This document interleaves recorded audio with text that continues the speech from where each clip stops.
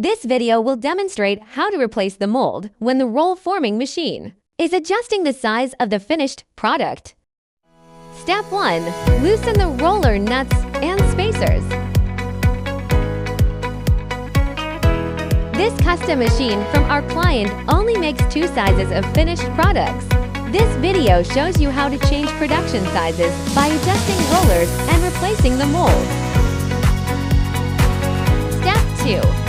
Place the spacers in the new position. This is the most important step. This machine is only made to adjust 2 sizes, so we usually put spacers between the 2 rollers or outside them. Loosen the roller nuts, and you can shift the rollers, then place the spacers in the right position. Additionally, adjust the spacers on the lower rollers the same way.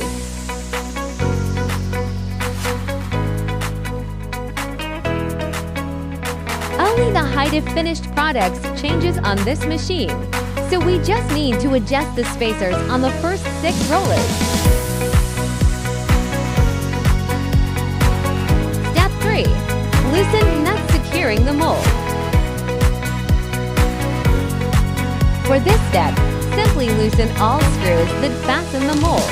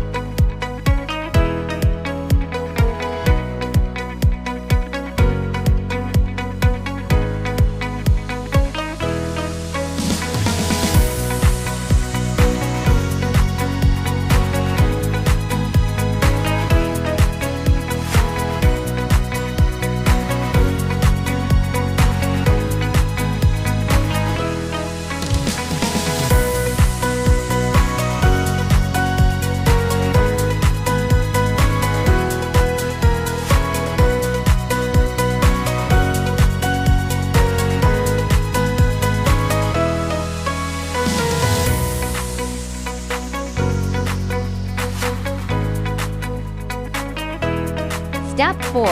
Install and correct the mold.